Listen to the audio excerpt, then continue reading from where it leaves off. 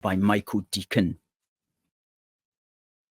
There's only one way to save the welfare state: end mass immigration. And this appeared in the Daily Telegraph on the 20th of March, 2025. And he's talking about these cuts. And he says, Liz Kendall, the minister behind the cuts, boasts that they'll reduce the welfare bill by $5 billion. Well, that's what we've just been saying there. To put that figure in context, however, it's less than the amount we spent last year alone on asylum seekers. In total, the UK's asylum bill last year came to $5.4 billion, including $3 billion on hotels. Again, that was for just 1 year.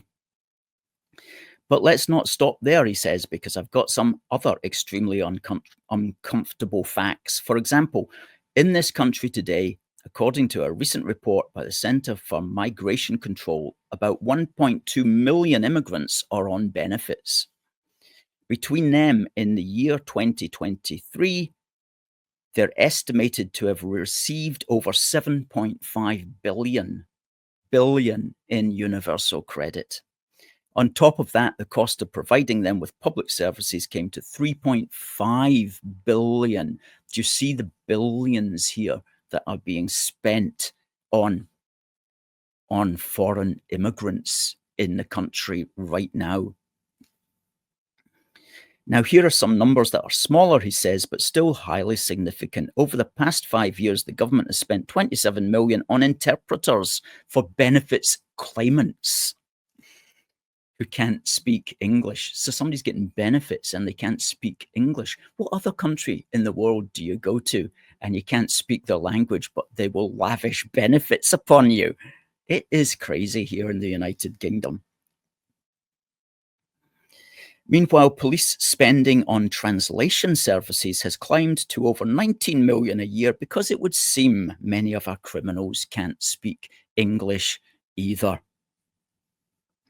And he works it out, and he says, if your country has a welfare state, it's bound to attract a very large number of people from poorer countries, as a result of which your country will inevitably get poorer and your welfare state will become harder and harder to fund.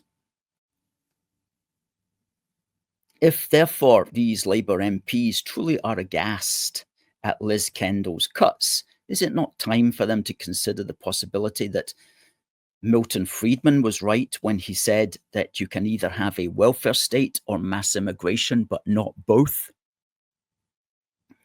Well, you never know.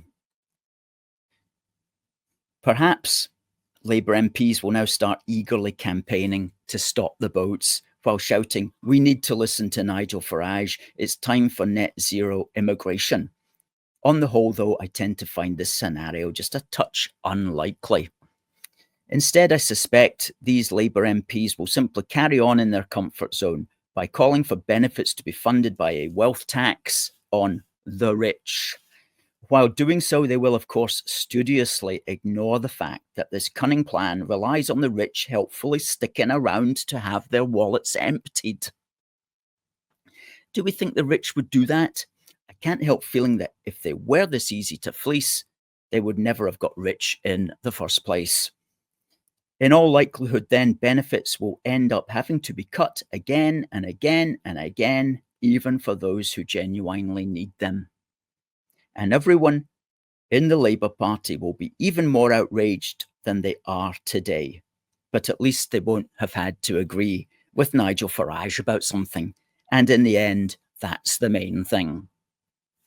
Michael Deacon, Daily Telegraph.